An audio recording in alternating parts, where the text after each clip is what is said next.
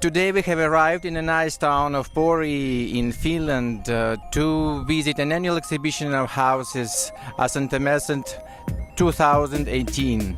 We would like to talk to Harry Tuomaala, the CEO of the exhibition.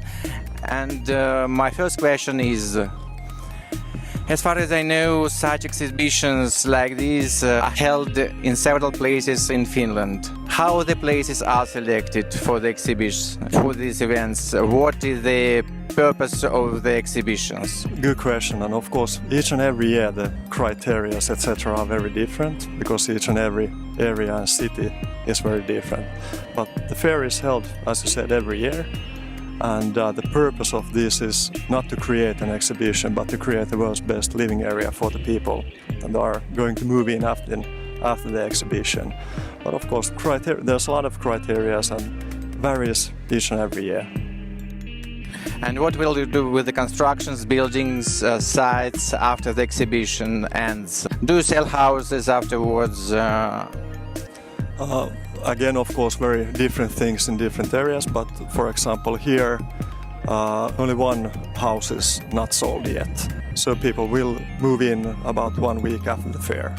They have already sold? Yeah.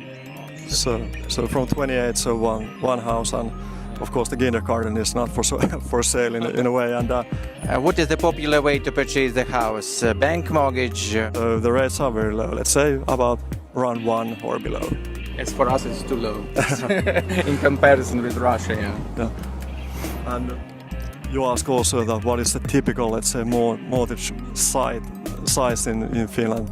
I think, of course, we have averages, etc., but it really varies depending how old you are and how long you have worked.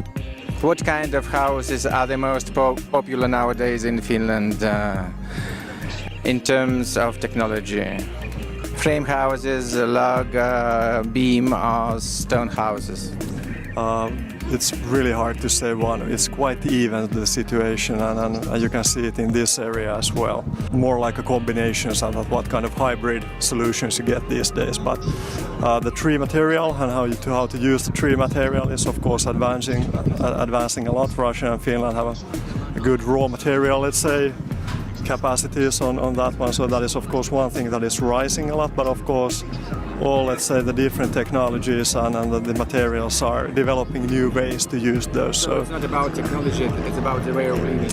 Yeah, it's about the way of living, and of course the way of how you let's say construct in a whole, but it's not only about the stone or the tree usage.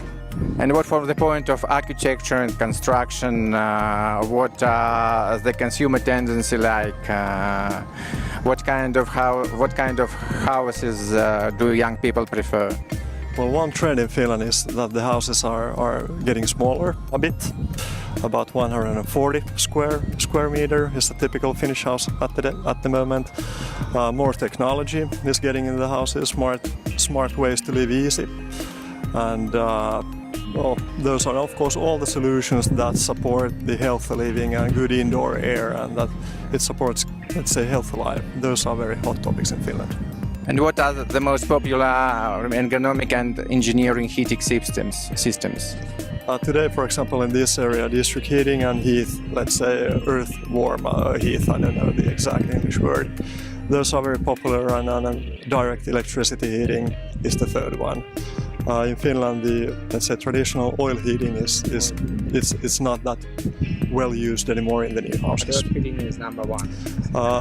District heating and earth heating, those are the two. Yeah. Thank you very much, Harry, for the short interview, and I hope see you next year in Finland. Thank you very much. Thank you for visiting. Thank you. Bye.